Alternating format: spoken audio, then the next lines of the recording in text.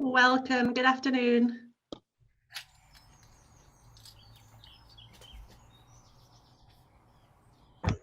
Shall we make a start? Okay. Welcome everyone to the City of Sanctuary Local Authority Network meeting today. Thank you all for taking time out of your very busy days, I'm imagining, in what are extremely busy times for both local authorities and for local refugee groups as well. My name's Rosie Tapsfield and I work for Newcastle Council, coordinating the City of Sanctuary work up in Newcastle. And I'm the current chair of the City of Sanctuary Local Authority Network. For those of you who it's your first meeting, welcome, and it's really great to have you here. If there's anything that you'd like to know more of in terms of the network, please do get in touch and we'd love to hear from you. For those of you who have been along to meetings in the past, it's normally Kevin Bonavia who chairs these meetings. Kevin has stepped down as chair, so it's over to me for now. I'm sure I'm not going to be as slick as Kevin, but I will do my best. So we've got a packed agenda this morning. But first of all, just a couple of bits of housekeeping. So to say that you've probably just seen the message. The first part of this session today is going to be recorded so that we can share around the recording for anyone who wasn't able to be part of the meeting. But when we go into breakout rooms later on in the session, those won't be recorded, so we can have some private and frank discussions in those rooms as well. So as you'll all be aware, following the announcement of the government's full dispersal model, councils are a crucial part in the dispersal process, and we invited you along today for a discussion to draw on the expertise of existing dispersal areas and also to talk about and prepare for the consultation, which is currently something that is being asked of for local authorities. In terms of the programme and what we're going to cover today, firstly, we're going to hear from Lou Calvi, who's a refugee and asylum expert, who's going to give us context of the UK system, put it all in a little bit of context for us.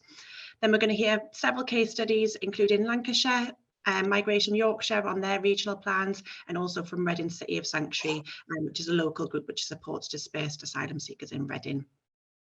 And so, yeah, the purpose of today's session is about discussing the ongoing consultation, discussing how local authorities and also crucially local partners can come together and support successful welcome and integration. So as I said, thank you all very much for taking time out of your busy days to join us. I'm going to hand straight over to Lou because we've got a lot to cover this afternoon. So over to you, Lou, to take us through the asylum system. Thank you. Thanks ever so much, Rosie, and thanks ever so much for inviting me to chat with you all today. I've got 10 minutes to spin you through sort of some of the basic headlines on asylum and resettlement. And I've got a slide pack to take you through to try and keep me on point. Apologies in advance if I cover anything that you already know or you're already aware of. And if there's anything that I don't cover, you have any questions, please do drop them in the chat for the rest of the session. I'll try and answer them as we work our way through. So the first slide, if that's all right. Thank you. So obviously the asylum context in the UK, it's one that's subject to quite a lot of political and media rhetoric. So what I wanted to do is just look at some of the trajectory of stats. And this was these slide packs are from an excellent article that was published by Free Movement. I'll try and drop the link in the chat later. The Home Office have an aspiration to process asylum claims within 6 months. That is not happening in any shape or form at the moment currently. So if you look at this graph, I think it's a really potent one. The red line is asylum decision making. The green line is asylum applications. So you can see that asylum applications are increasing, whereas decision makings are pretty much dropping off a cliff face. That's resulting in a really high backlog. A high backlog of asylum claims means a high backlog of asylum seekers in asylum support and asylum accommodation. That's why we're seeing increasing use of hotels, increasing use of barracks. If you show the next slide for me. It's really difficult to find a definitive figure for the average number, the average period of asylum waiting times. What we can show you is the number of people waiting in excess of 6 months. And you can see that trajectory here on this slide pack from 2017.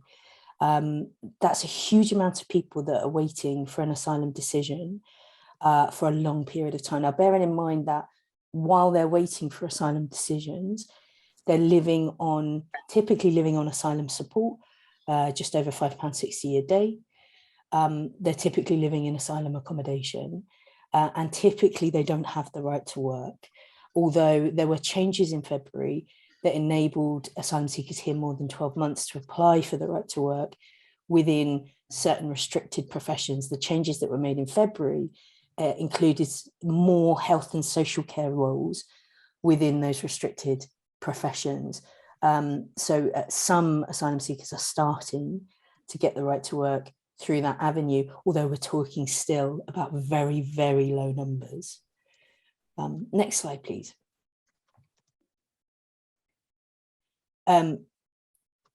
These are the detention figures. So if you look at the number of people that are being released out of detention and back into the community, that's the green line here. And the red line is those that are being returned following a period in detention facilities. Why I think this is really important to know is we know that detention, immigration detention, is horrifically damaging to a human being. Detaining people for short periods of time, when you haven't got a realistic prospect of removal, regardless of your politics, it is hugely self-defeating and damaging. What it typically does is when someone is arrested, they're plucked out of their support environment, they're plucked out of the environment that they've built for themselves, they're thrown into immigration detention, removed from their social networks, any health treatment that they were engaged in. They may be there for, it's an indefinite detention in the UK, so they could be there for an unknown period of time.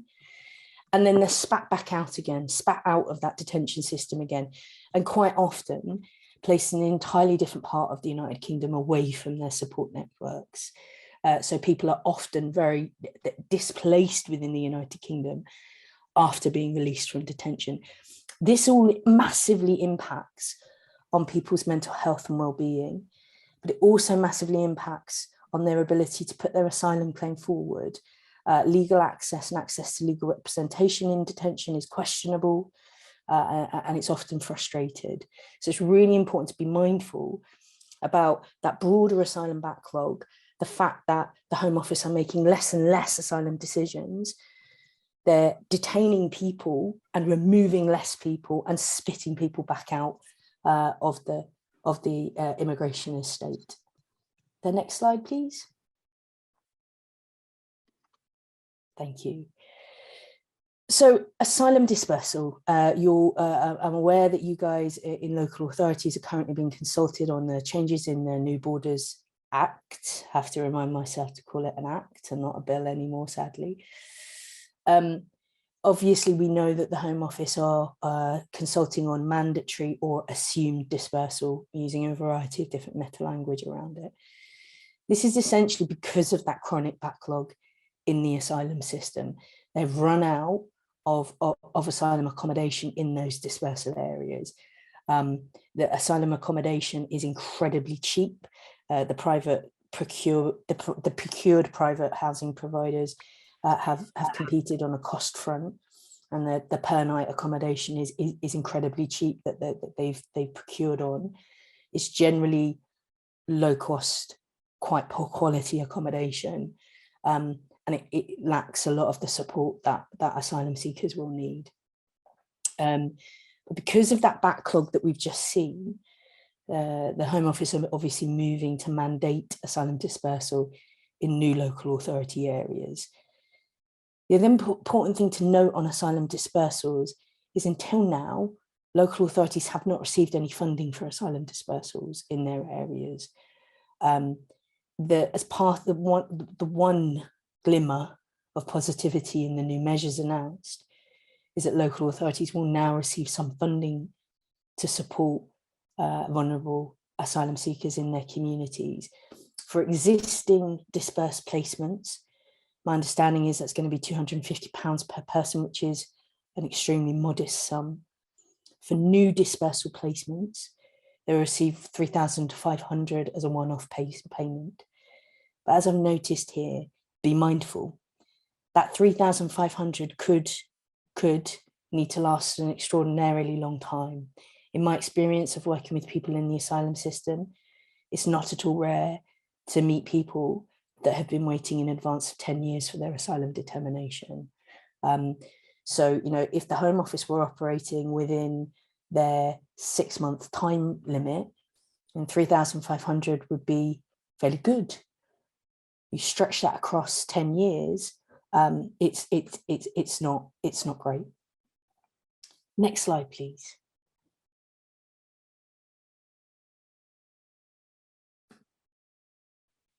So I thought I'd look a little on resettlement. One of the things that whenever I speak to the Home Office, I talk about is the need for local authorities to be empowered to use the funding that they receive with quite an agile way.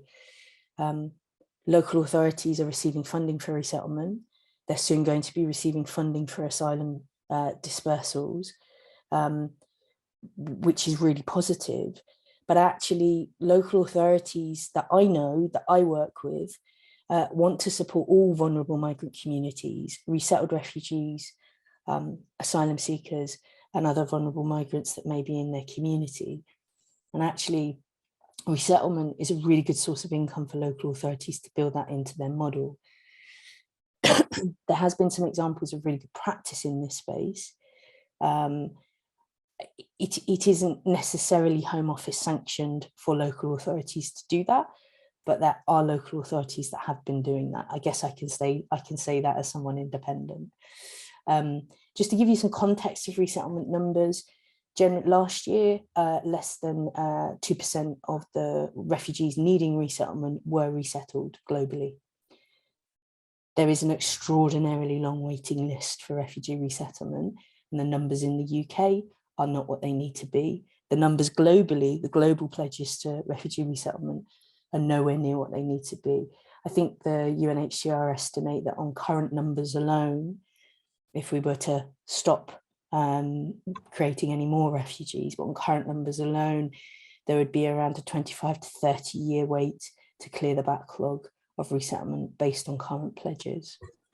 The context in the UK is we have, I think, slightly less now than 11,500 Afghans in bridging hotels, but not far less than that figure.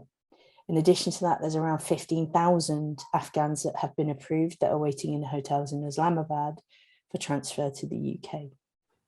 UKRS is going incredibly slowly. UKRS is the global resettlement scheme, so the only non-nationality specific scheme in the UK.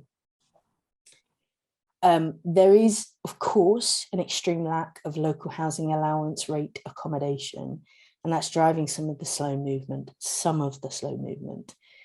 But I think it's disingenuous for us to say that that's the entire reason for some of the slow movement. Particularly when you look at the Afghans in bridging accommodation, there's a lot of institutionalization, real disorientation around that client group, and some unhelpful messaging from some of the communities operating in that space. And I'm aware that now the Home Office are starting to take steps to ramp up the number of people accepting offers of accommodation because there's been so many accommodation refusals. And again, I think that will be a concern to local authorities, particularly those hosting bridging hotels, because if Afghan doesn't accept a reasonable accommodation offer, in all likelihood, they're going to present to the local homeless persons unit potentially. Next slide, please. I've tried to include some information on the various different resettlement tariffs and the different resettlement schemes. I've hyperlinked all of the guidance, and what I'll do when we finish is I'll cut and paste those links into the chat for you. I'm sure you've already got them all, but sometimes it can be a bit of a minefield trying to figure out the differences. And I think that's one of the things that's quite unhelpful, is that essentially with resettlement, it is a really similar service in its fundamentals, regardless of the nationality group. But you can see here in a snapshot the different nationalities, the two Afghan schemes and the global schemes, and then the Homes for Ukraine, all operating on different financial bases. The thing to note here is there's no funding currently available for the Ukraine Family Visa Scheme. I'm aware that, again, a lot of people that are struggling with the family visas are having to ask local authorities for support around that. And the numbers that I've included here are based on adults. There'll be additional payment for children's educational costs. There's additional payments for ESOL. And please, please, please, if you're operating in resettlement, make sure you familiarise yourself with the guidance on property adaptations, voids, and any additional healthcare costs that you can claim, and claim it. Those funds were always underfunded, underclaimed. So please make sure that you're claiming every penny you can under those additional payments that are available. Next slide, please. So the government policy backdrop, the resettlement pledge. Well, we saw yesterday that the government made some pledges around ACRS. It essentially amounted to 3,500 Afghans in 12 months, which is pretty shockingly low, particularly given that they're claiming the availability of safe routes for Afghans. It's grindingly low. That was pretty much their resettlement pledge yesterday, that got lost a little bit in some of the more pernicious agenda that was being circulated yesterday from government. So those pretty much are the numbers. There is no pledge around UKRS. It's one of the first years that I can remember that we have had no concrete resettlement pledge. Before UKRS, we always had Gateway. The Gateway scheme had a extraordinarily modest pledge of 750 refugees a year throughout the UK. UKRS has 0. So in terms of resettlement pledges, it's modest. We've got obviously Homes for Ukraine, which is an uncapped scheme, which is positive, but it's difficult to project numbers around that. It's also difficult to look for a route of housing sustainability. That's the real problem with Homes for Ukraine. Where's the longer term accommodation coming from at that 6-month point? In terms of the asylum system, we have seen a range of really quite pernicious measures adopted through the New Borders Act. Rwanda is one of them. But we've also got the assumed dispersal, not necessarily pernicious, but the asylum processing centres that are being announced, the first one being planned for North Yorkshire. I think one of the things that I'm always mindful of is actually, and it's a more subtle thing, but it's that shift from principal protection being operated from the Home Office to community protection being offered by DLUC. And that, I think, means increasing emphasis on community mobilisation and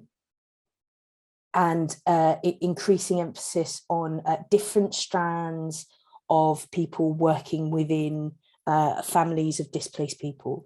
DLUC tend to have a different set of conversations with local authorities, with partners, than maybe typically Home Office ones. And that can be particularly challenging for migration partnership. And again, we've talked about the difficulty around finding longer term strategic housing solutions around all of this. Next slide. I'm mindful of time. The rural considerations. So this is where you've got not necessarily rural considerations, but people that, if you're not an existing dispersal area, how do you prepare for this? We know that there are mapped and identified immigration advice deserts. So I think if I was a local authority, I'd be looking at my OIS providers, I'd be mapping them, I'd be looking at who's doing what in this space. And if you haven't got those, where are your nearest? Who's your nearest trusted immigration advice provider that you can start to contact now and talk to them about their plans in terms of extending their reach to your area. The NGOs, the voluntary sector, are starting to look at this. They're starting to plan for the assumed dispersal rates. Thinking about trauma support, and particularly with an impact on mental health and mapping that trauma support, that's going to be critical. So again, talk to your local health providers, talk to your local refugee health providers, the nearest ones to your areas. Do they have any plans to move into your areas? In terms of cultural support, I think it's really important to build on what might already be in existence in your areas. You may have a welcome group, you may have a refugee sponsorship organisation. They're quite common in non-dispersal areas. Talk to them. How can you build on that skill that you've already got, and look towards ways of embedding that for the asylum community? How can you diversify that interest in sponsoring refugees into working more broadly with other displaced people? Transport and orientation is always a major consideration, particularly for people in the asylum system. They don't have a lot of money, and often transport in less urbanized areas and in urbanized areas is really, really expensive.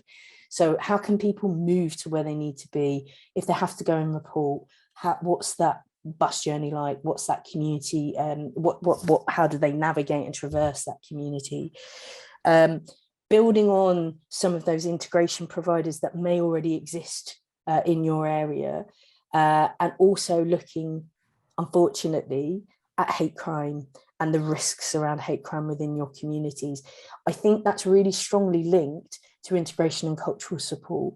If you can work with some of your community leaders that may already be involved in sponsorship in other welcome situations, that will help you cater and prepare for and potentially avert any incidents of hatred that may develop in your communities. Really briefly, next slide. I think this is the last one, yeah. So just a list of your essential partners: refugee and asylum VCSs and refugee community organisations. If you don't have them in your area, look to the next area that you have. Look to your nearest asylum dispersal area and go and talk to them, because they're going to want to help you, and they're going to want to help extend their reach to your areas potentially. Faith-based providers, in most areas, faith-based providers are an utter lifesaver. If you look at most dispersal areas currently, there will be a key faith-based organisation there providing literally life-saving support to people struggling through the asylum system. That might be food packages, that might be sanitary packages, and it could be a partnership with an advice provider as well to make sure people get the advice and support they need to navigate the asylum system. Welcome groups and community sponsor groups we've already covered, health providers, critically talking to your statutory teams as well, your social care teams internally and your housing teams, and looking towards your police and community safety teams as well. Again, trying to develop those cohesive, diverse, rich communities.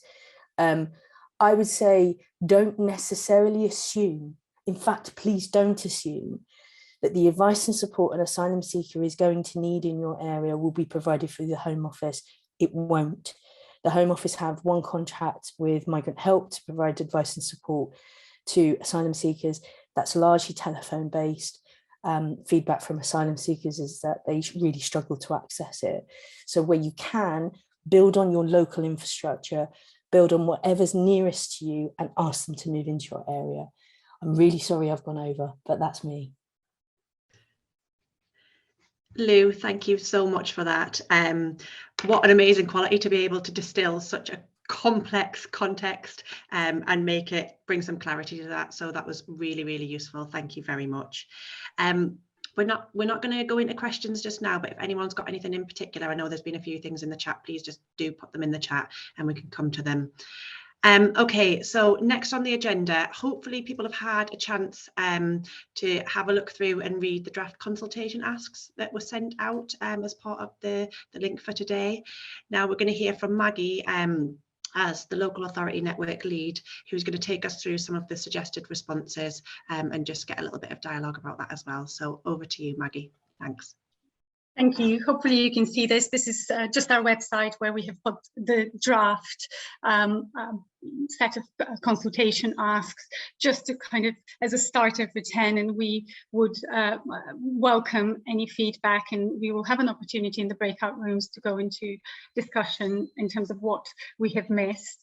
Luckily, a lot of what Lou said is very well aligned with some of our consultation asks. But before I just very briefly go over them, I wanted to say that it is our understanding that local refugee groups are not engaged as part of the consultation. And I want you to and I know most of the local authorities in the network and those whom we engage with are well connected with the local refugee organizations and community groups. And so we do ask you to, if you have the time, I appreciate it's very, very short.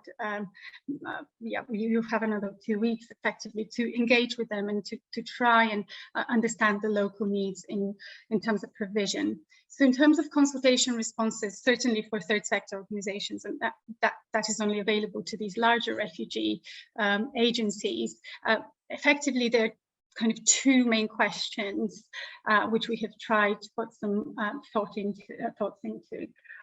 So it's about service provision gaps, and as Lou said, it is very much around housing in terms of the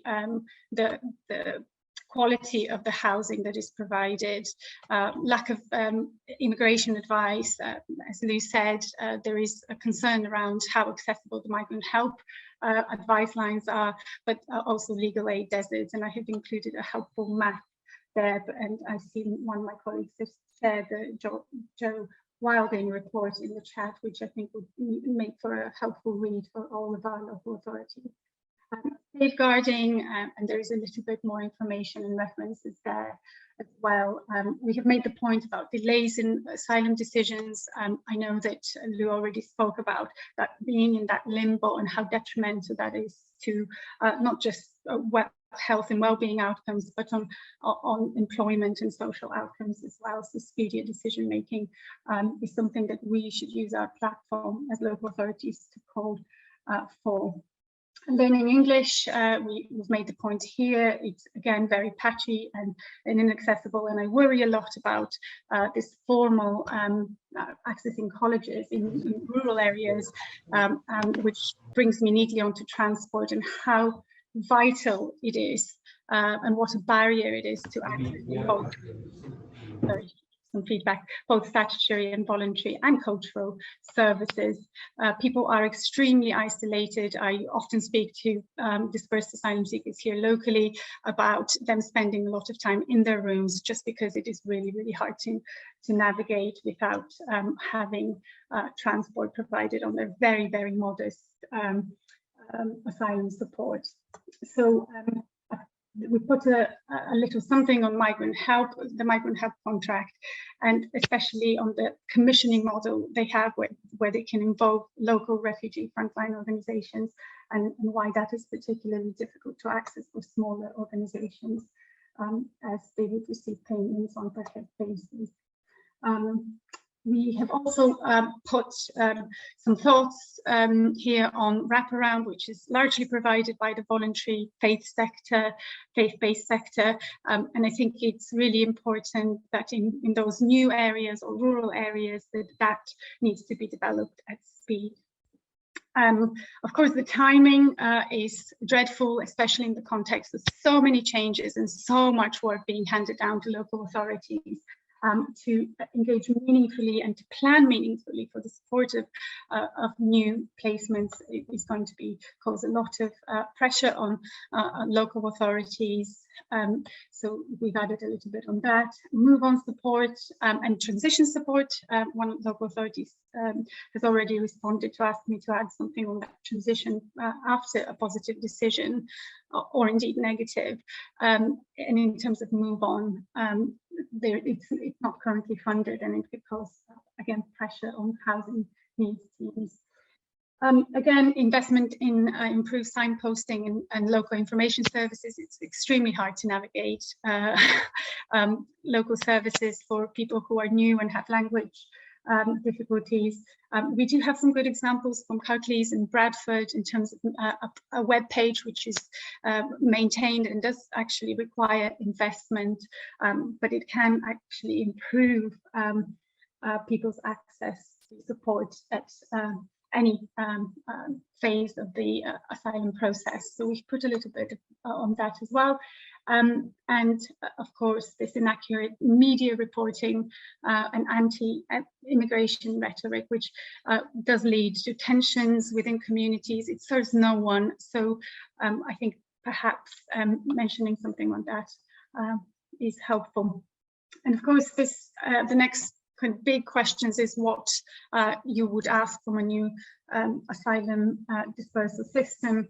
And here we have added, and I won't go through them all, but just to say about public safeguarding service and oversight. So kind of bringing this to be genuinely local service with proper oversight is crucial. Building on the experience of resettlement schemes, of course, better preparing communities to receive new arrivals, resource and empower local voluntary sector, whether that's mainstream voluntary sector or indeed specialist third sector organizations. Start integration on day one. This is the kind of golden thread through that we run through all of our work. You know, it is an investor save from a local authority perspective because there's less services we need to use after a positive decision to undo the harm caused by spending prolonged periods of time in limbo. Ensure refugee involvement. I think it's a big ask, but nonetheless we have added it, and foster genuine partnership and collaboration on all levels. And just finally, we have added, there is a question asked about innovative approaches to housing, and we thought we would add hosting schemes as a potential one that you may want to flag in the consultation. You know, I think local authorities have built a lot of capacity around this. Of course, we've got NACOM present here today, who have a lot of experience with hosting schemes, and I think it's an area that should be looked at more carefully. So I will leave it there and stop sharing. Thank you very much, Maggie. Has anyone got any questions on that? As Maggie mentioned, we're going to have some time when we go into breakout rooms to discuss it more fully, but just if anyone had anything that they wanted to share at this stage. Okay, if not, we'll keep going. And next we're going to hear from Vicky from Migration Yorkshire. She's going to tell us a little bit more about the role of strategic migration partnerships and their approach in terms of regional plans. So thank you, Vicky. Thanks, Rosie. Thanks so much for having me. So I'm Vicky. I work at Migration Yorkshire with the SMP for Yorkshire and Humber. My role really is to engage and support local authorities in the voluntary sector, particularly on the asylum agenda at the moment. So I'm just going to spend a few minutes talking you through how we do that, particularly focusing on the consultation and the full dispersal model. I will put a link to our website and my email address in the chat at the end, so please do get in touch with me at any stage. This isn't a one-time opportunity. I'm available to help whenever anybody needs, and I'm conscious we've got some of our local authorities on the call, so better days, do chip in if you want to add anything to anything that I'm going to say. So I think the first thing really is to really focus on the full dispersal model. So following the letter that Kevin Foster sent to the Chief Execs on the 13th of April, we immediately got in touch with our local authorities to make sure that they were aware that we were moving to a full dispersal model, talk a little bit to them about what that means. And within our area, we've got 15 local authorities. 11 of them are currently dispersal local authorities. We have 4 who will be new to this. So as you can imagine, we had some different reactions to this announcement, and the work that we've been doing since has been really quite localised depending on people's support needs.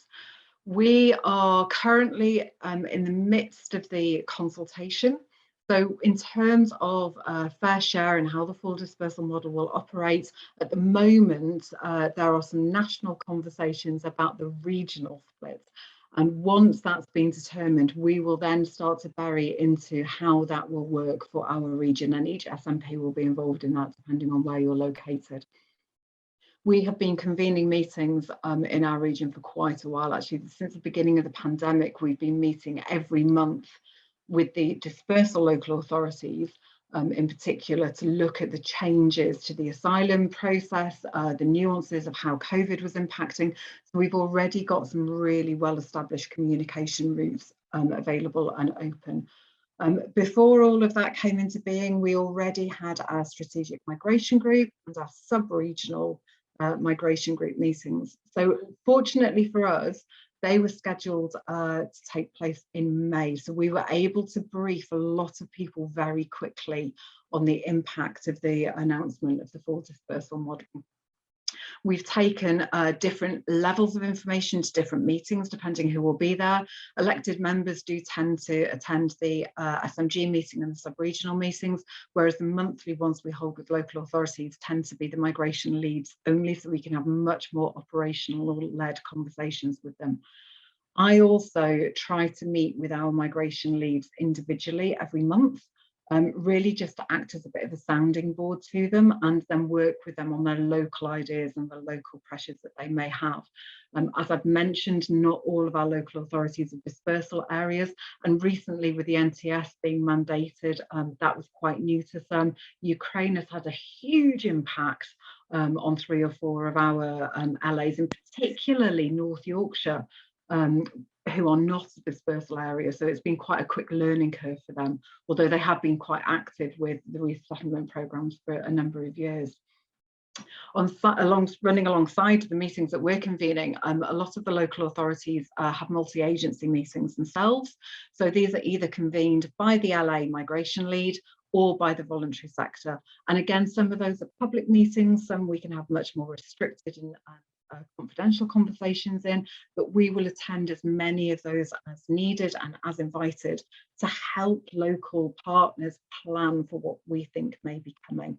And I hope that my Yorkshire and Humber colleagues would agree that we are seen, we are out and about, we're a very well resourced SNP, quite thankfully, so we've got the capacity to be able to do that.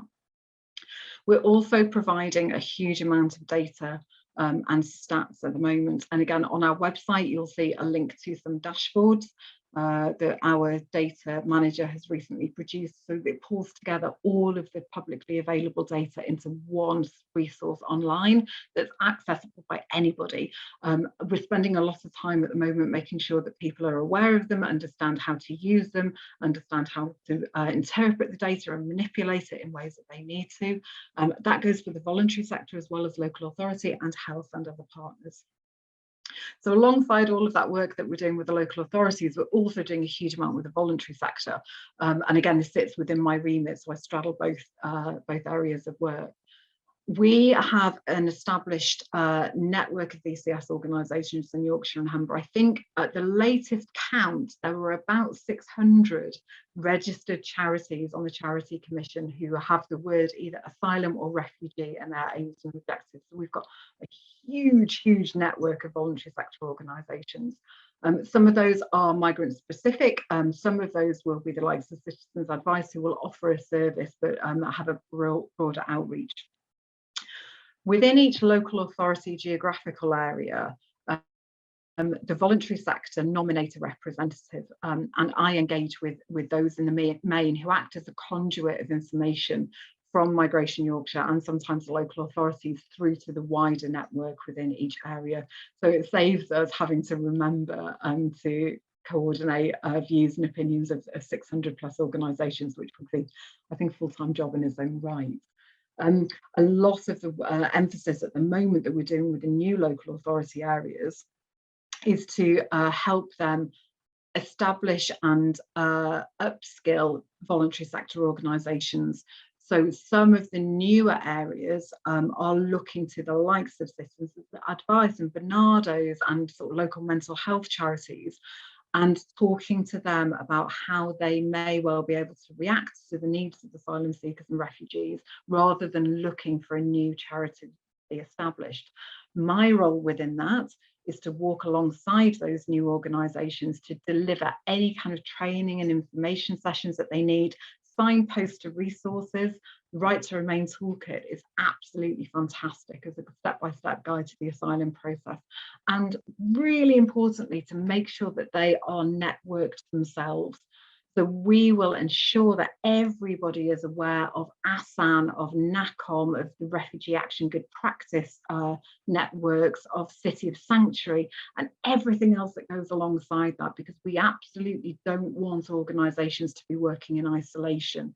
We feel really strongly that a regional approach to this will create a parity of service and get rid of any kind of postcode lottery that might exist, because we're approaching this as Yorkshire and Humber wants to welcome and integrate and host as many people as possible.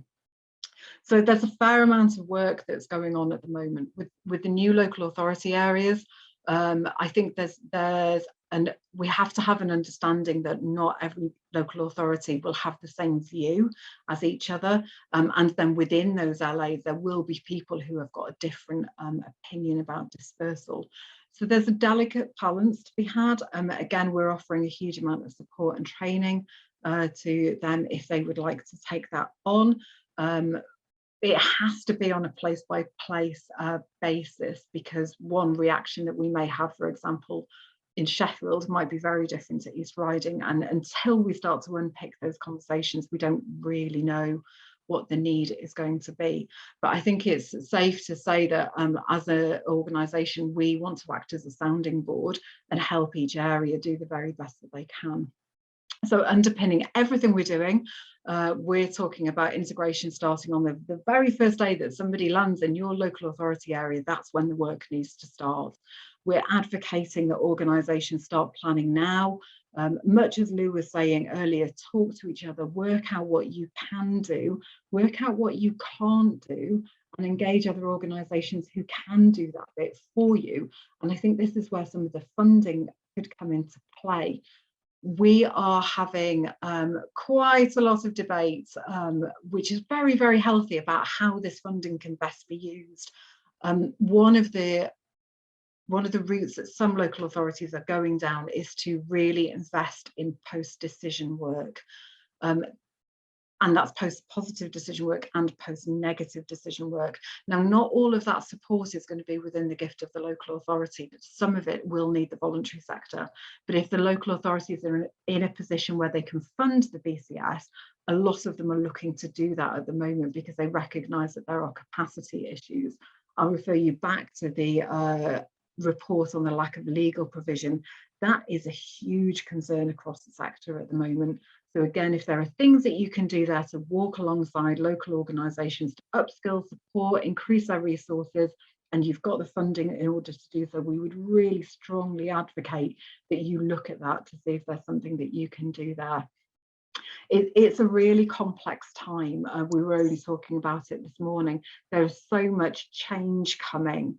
And we absolutely recognise the pressures of having to react to Ukraine and react to Afghanistan, and we don't know what's coming next. But we do know that we're in a time period at the moment for the next few weeks where if we can get some very, very good conversations and concrete planning embedded into organisations, the impact on dispersal will possibly be less intense further down the line. But I think the timing of this is really difficult.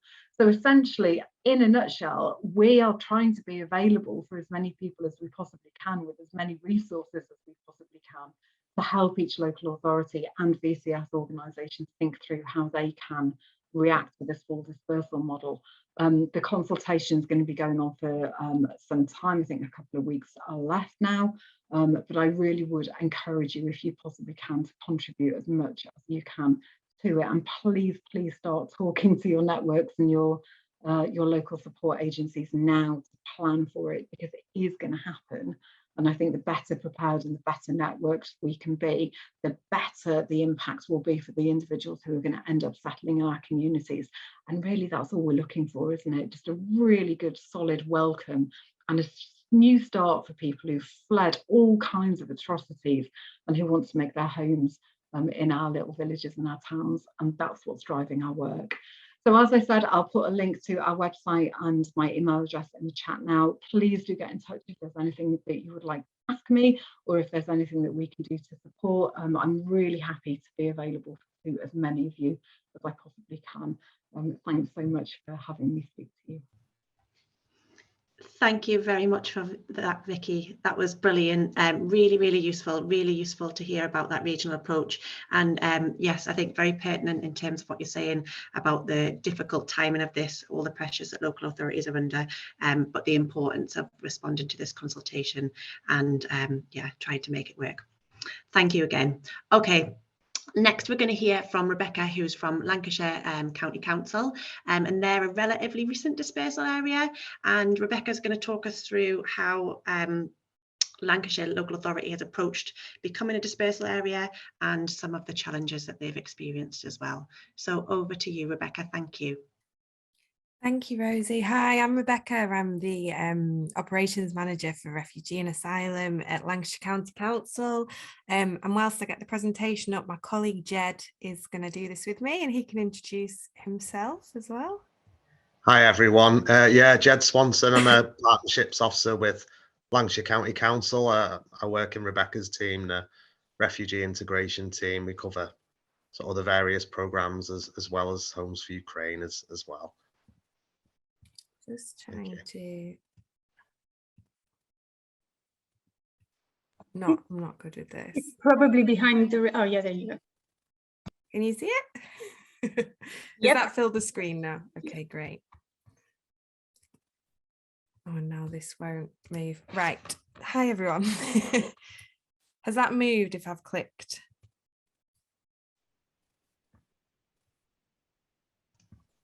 Are you on the support and sanctuary? Yeah, it's moved. So it is moving. Okay. Hi everyone.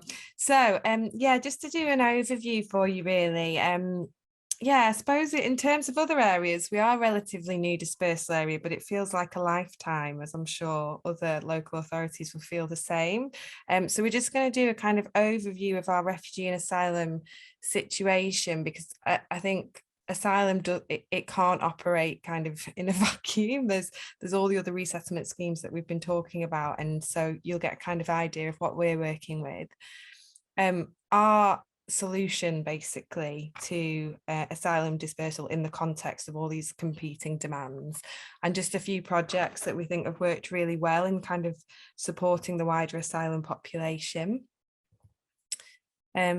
So here are our current numbers, and as you can see, like many local authorities, whilst we're the upper tier and we coordinate refugee and asylum work for 12 districts, and we also have Blackpool for some areas, some of these schemes, but not all, and Blackburn with Darwin. So across that, we have 14 different resettlement schemes or asylum dispersal schemes or hotels or anything like that. And the numbers are continuing to grow. So we've got funding pouring in, as Lou said, from some schemes and very limited funding for the others. And the asylum dispersal funding has actually gone directly to districts rather than ourselves. So we haven't seen that money. But for the Ukraine scheme, for example, that has come to us. So just talking about some of the challenges, and Jed can speak. I'm going to out Jed now so you all know. Jed's come from Serco, so he was like the enemy, but he's transformed. No, Jed was always one of the good guys, but his insight from Serco is really, really useful, and he joined us in March. But in terms of kind of, yeah, no, sorry, I'm getting past headphones. In terms of some of the challenges we've seen, I mean, lots of it has kind of been mentioned before, and I know each area will have their own specific issues, but one of the main things for us is lack of information sharing. We don't get the information we need, districts don't, health providers don't, and it's been an ongoing battle. the preparation time and also with the lack of information, like how much can you realistically tell the local community and simultaneously kind of prevent the hate crime that we see. We have quite a large and active far right contingency in Lancashire as well. They're well organised, which is really annoying. So it's keeping people safe whilst also making sure that people who didn't know about this sector, particularly in Morecambe, for example, we have to reach out whilst keeping people safe. The legal access is an issue. We don't have any immigration lawyers in Lancashire. They travel in from Manchester and Liverpool, so that's something that needs to be developed. Obviously, the immediate emergency provision, which is so crucial. So when we've had dispersal, obviously if they've gone to dispersal accommodation, they normally have a few more of the essentials compared to the hotel. So they will have some clothes and basics, but not a lot, and those things need replacing. So clothes, food, toiletries, etc. The ongoing issues of when people do get leave to remain, them wanting to bring their families. So it's not necessarily just a single person that you're housing. You then have to go on to house quite large families, and we haven't always planned for that. So that's something we're working on. Obviously the continuing housing. So Lancashire's taken quite a battering, East Lancashire in particular, because it's just so cheap to buy a house here. And that's kind of what's driven procurement for Serco, which Jed can speak more on. And then just kind of the longer term integration needs. Every person who comes here for sanctuary has different needs, and you can go on trends and predict as much as we can, but ultimately there'll always be new needs and evolving communities. Jed, do you just want to speak a bit more about the challenges you saw? Yeah, like it is really tough. One of the things as well that probably won't come as a surprise, but another part of the challenge is the person themselves. A lot of the time the new dispersal areas maybe more rural or traditionally haven't been on the programme, and it can be hard to kind of get the buy-in of the person as well. So sort of I was working for Serco, and apologies all as well, but yeah, I was working for Serco when we actually sort of went into Lancashire for the first time. And Rebecca will know Lancaster very well. When we first started moving people to Lancaster, there were a lot of relocation requests, I think, because people look at it on a map. They get really concerned when they see how far away it is from the places like Manchester or Liverpool that they've heard of or they're aware of, have quite a lot of different diversity and like groups there and so on and so forth. What happened in the case of Lancaster is actually a lot of groups stepped in really swiftly, started working with the clients. By the time I got around to sort of relocating some of those people or making them an offer of relocation when we had a bit of time or availability to do so, they actually didn't want to move by that point because they were getting adequate support in the area. So there's that challenge as well. I think sort of giving people the opportunity to have a look at what is available locally.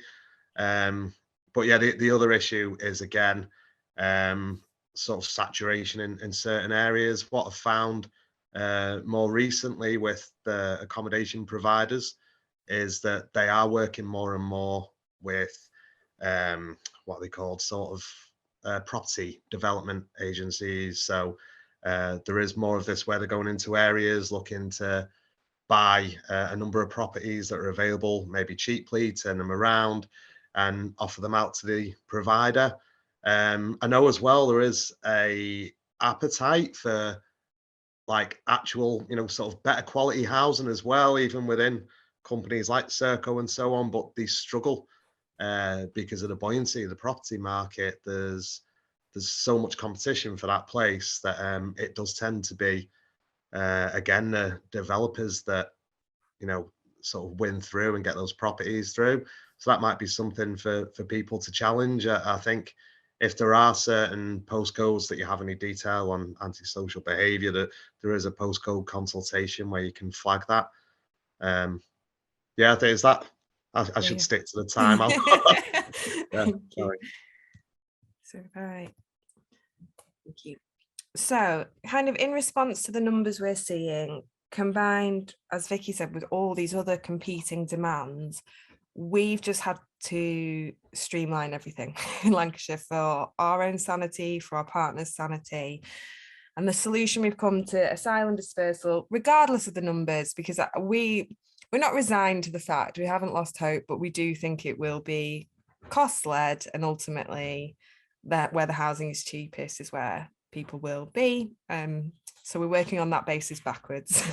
And so we've said that we want to create a Lancashire offer where we're going to refer to everybody, regardless of what scheme you come through, as a resettler. So you're not the kind of Home Office and DLUC vocabulary is out the window, thank the good Lord. So it's not guests, evacuees, etc., etc. Everyone's a resettler. And we want to try and create as many equitable services as possible so that people can, if you're a resettler, it's very clear in Lancashire what is accessible to you.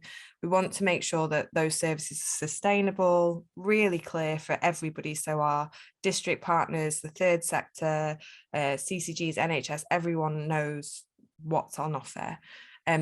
Obviously service user focused, and they're crucial to a lot of the design and development and delivery of our services, which actually I think makes them stronger. Best practice informed, considerate of the wider community as well. And we know in Lancashire, we've got quite a good insight into which areas are ready for this and know what's happening, and which areas this will completely blindside them.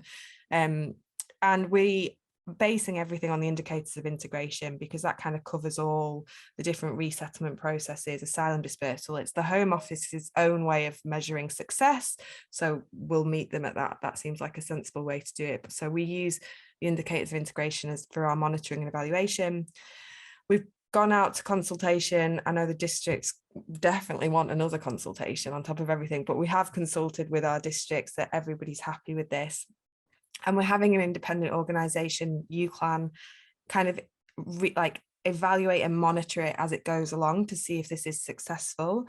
So we're in the process of procuring and designing our Lancashire offer to launch next year, and then have somebody evaluate, is this actually working for the service users? Is this providing the things that we need it to provide? And are people getting a better quality of life and more successful integration? So then we're pooling all our funding in a very complicated yet creative way. So Ukraine funding ESOL, Arab funding ESOL, some of the funding for asylum from the districts is going to come back our way for ESOL, for example. So taking a small percentage of each, adding it together and creating the service. So this is the ESOL service. This is the mental health trauma support service. This is the community integration service. So the percentages will be different from each grant scheme, dependent on numbers and amounts, and yet the offer will be the same for everyone. It's more complicated than it sounds, and the amount of meetings I've had with finance, like my head explodes at everyone, but we're getting there and it's worth it. If I skip to the next one. Yeah, so there's certain key things that we obviously want to deliver, and also, you know, with the resettlement funding, when we just had 500 refugees through the VPRS scheme back in the day, 4 years ago, we could deliver everything with bells on. You know, we could have Eid parties, we can have Christmas parties, we can get gifts for children, laptops. Some of the frills that we would have delivered before will go, obviously, but we can still meet the core things of making sure that the drop-ins have OISC advisors, making sure that every asylum seeker gets access to 8 hours ESOL, making sure everyone gets access to career development, whether it be volunteering or careers advice. So the core things that they need, trauma support being a massive one for us as well. That all starts obviously with kind of getting the right staffing team at the local authority. So we're really, we kind of did a soul searching exercise recently, like, do we need to exist, or should we be embedding ourselves in existing services? And whilst the long-term goal is for other council services to have this specialism and just know how to deal with refugees and asylum seekers, we're not there yet. So in the meantime, we do think there is a role for our specialist team. And we're very proud to say we're a big team now, thanks to Ukraine. We've jumped from 13 to 29 in the last 2 months. but 18 out of our 29 staff members have lived experience of being a refugee or an asylum seeker from a variety of different countries and backgrounds, and also resettlement routes. And we've done that by creating, over a period of years, volunteering opportunities, internships, letting them run projects themselves. And actually, like, the quality of the staff, I'm sure Jed will agree, is excellent. So whilst they wouldn't have initially walked into the job for various reasons, they are excelling at what they do now. And that's all been years and years of kind of creating those opportunities. And also in terms of the external staffing of how we make all this happen, we have flexible caseworkers. So when we procure for various casework, which is in the funding instructions, we always build in extra capacity. So we say, right, we know that you have to provide integration support for 5 families, but we're going to pay you for 10, and bring in some of that extra funding and say, where there's capacity, we would like you to pick up complex asylum cases. So where there's a family with a disability or something like that. So with procurement, we always build in capacity. The advised drop-ins are absolutely key, especially in new dispersal areas. If you can just get your drop-in set up, it will build from there with the right people, but we'll talk about that in a bit more detail. Making sure that you've got volunteers. Sorry to jump in, just really mindful of time to give us enough space to have the breakout rooms and a little bit of discussion. How much time do I have left, Rosie? Because I'll jump through. Just a minute or two, if that's okay. Oh, okay, yeah, right. Let me skip through this because the thank you. So we'll just do 1 or 2 examples. I won't do all of these, of the projects that we're doing that have worked really well. I want Jed to speak, so it's not just me. But we do a lot of refugee-led projects. So this is a big example. So this is for an asylum hotel.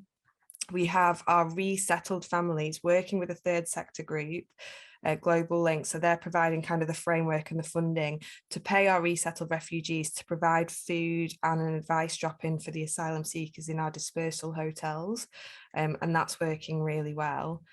Jed will talk about our health and social care advocacy one. Sorry, Jed, I've eaten all the time. No, it's okay. I can't take credit for this as well. It's my predecessor that set this up as well. And we are looking to make improvements and expand it, hopefully, as well as we open up the new offer. But we've got a health and social care advocacy team, like People First, who we've sort of procured, the separate organisation. They've got lots of experience in this area. They've got an absolutely amazing worker that we deal with regularly, Samara.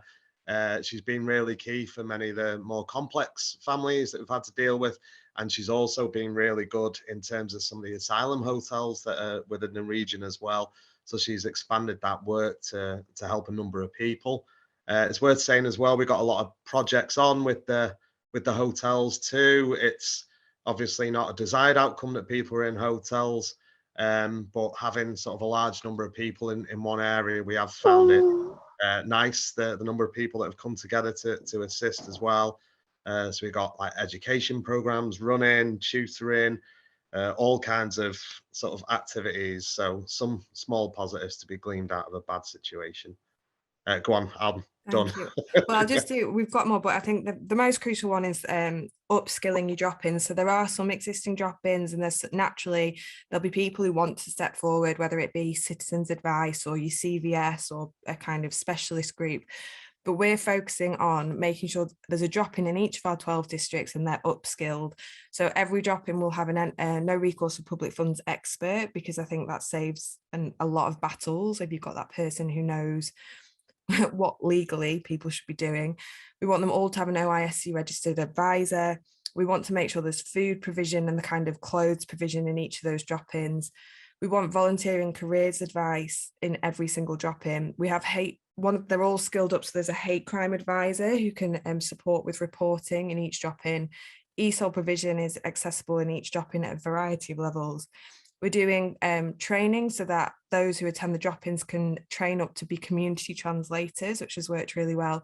And we also have a refugee leading on digital inclusion. So every month they go around to the drop-ins, and I've trained up digital champions to support others to be digitally inclusive and access the variety of services that live online. and there's more, but I'm aware of the time. And just to say that we've also created a specific app in 12 languages for asylum seekers, which is very image based. It doesn't use up your Wi-Fi, it doesn't use up your data, so it works offline, which we know is very key in dispersal houses because they want to be calling their families rather than using it on our app. But it signposts them to the provision they need in their language. And there's more, but I'll stop talking. Thank you so much, Rebecca and Jed. That was super helpful, super informative, and lots of amazing examples. I think I was busy scribbling down lots of brilliant ideas, thinking, oh, how can we do that? So yeah, thank you very much. Okay, lastly, before we go into our breakout rooms, we're going to hear from Maggie in her capacity as the Reading City of Sanctuary Manager, to talk us through a little bit how the local group has supported dispersed asylum seekers in her area. So over to you, Maggie. Thank you. Me again. Yes. So in addition to my City of Sanctuary UK role and my role as councillor, I also manage Reading City of Sanctuary. I will focus on our befriending programme, just because it's something that can be mobilised really quickly. There is plenty of goodwill among communities to support this kind of work, and all the resources are available. These are quite commonplace in many areas. So just a little bit of background. It is Reading is a town, and it's a small dispersal area with 4 contingency hotels. Reading City of Sanctuary is part of the frontline organisation, which is called Reading Refugee Support Group. And together we provide casework, drop-ins. We have nearly 1 drop-in every day, including a couple on a weekend, which is really fantastic.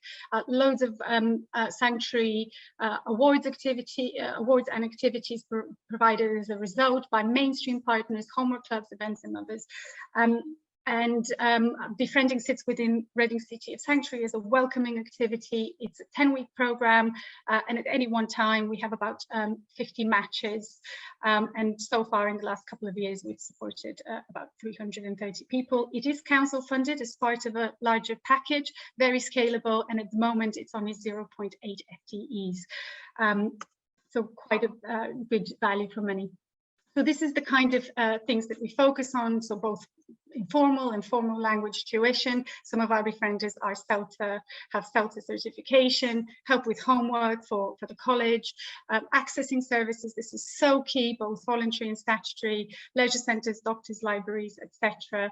Building relationships of solidarity and understanding, and this is very much a two-way relationship there. Helping newcomers understand the local context and culture, building practical skills, helping with forms and driving test practice, and of course CVs and interviews after a positive decision, identifying needs and signposts into more specialist support, whether that is homelessness or legal advice. And of course they help with ensuring that the activities that are provided by the mainstream are easily accessible, so a little bit of confidence building and hand holding there. So we support our befrienders, and they are so well equipped. Some of them find themselves almost kind of working full-time in the refugee sector. That's the ongoing joke, but we do take time to ensure that applications and references and DBS checks are in place and that safeguarding training is completed. We also provide training at regular intervals, which is very much co-created by befrienders themselves based on the needs they see in the people they support. We match carefully based on location, age, gender and interests, and we've got weekly meetups to ensure that befrienders have access to staff that can support with more technical issues. And regular weekly updates on events, activities and advocacy, and that's really quite important. So these are just some of the examples I could fit on this page in terms of some of the work that they do. So they support people in terms of signing up for GPs, but also they accompany them to GPs. They visit them in hospitals if they're hospitalised. They also accompany people to hearings, and it's a long way from Reading to Birmingham. So that's been a really lovely thing to be able to provide that moral support. Cooking for each other, learning and enjoying each other's cultures, joining sanctuary activities, help with passing of language exams, signing up to courses, music lessons is another one, help with signing up for libraries, leisure centres, holiday clubs for kids, etc. helping with sourcing bikes, digital devices, clothing.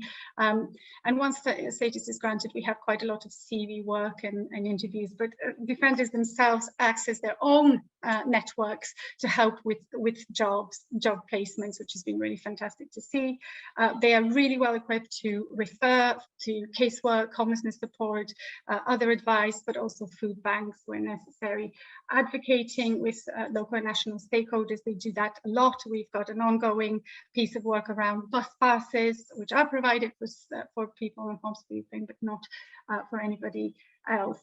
So, and really the emotional support that kind of one-to-one relationship can provide is really invaluable. And just for our new arrivals, knowing that there is someone that cares and is well equipped to help them navigate a new context is really important. And so just some final words, it is a very good value for money program. If you're thinking about mobilizing something quickly, befrienders are the glue, which for us ensure that kind of seamless service provision across services. And of course, as I mentioned, the documentation is all there, so it can be adapted very easily to your local context.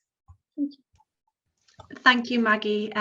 Brilliant. And I know how passionate you are about that area of work as well. So fabulous to be able to share it with everyone. Okay, really mindful of time. And as always, seems like as ever at the minute, we've not got enough time and got far too much to do. So let's crack on straight away. We'll go out into the breakout rooms and we've got a couple of things that we want you to focus on in your groups, please. So a couple of questions. So some feedback on the draft consultation responses that Maggie talked through earlier. Is there anything that's missing? Is there anything, how can we improve on this draft? And then also would asking you to think about how can we ensure that dispersed asylum seekers, both new arrivals and existing asylum seekers, can be welcomed and supported, and how can local authorities play their part in building welcoming and cohesive communities. So asking you to think about those two things. I don't think we're going to have time to come back together and kind of share what we've talked about in the breakout rooms, but if one person from each of the breakout rooms could kind of scribble some notes down, that would be really useful, and we can send them across to Maggie and other City of Sanctuary colleagues. That would be brilliant. So yeah, off into the breakout rooms. I'm going to put those questions in the chat so that everybody can see. Thanks, everyone. I know that the discussions that happened in our breakout room were really useful, and really useful to hear from different people about their ideas and experiences. So thank you all, and thanks again for taking the time out of your extremely busy schedules to come and meet with us and discuss these issues today. We really appreciate it. As I said at the beginning, if you're new to the local authority City of Sanctuary network, please do get in contact if you'd like more information and would like to join us and become a member, and you can get in contact with Maggie directly, and there's lots of information on the website too. But yeah, thank you all very much and good luck. Please do think about your consultations, and yeah, hopefully see you all soon. Thanks everyone. Thanks Bye-bye. Bye. Thank you. Thanks.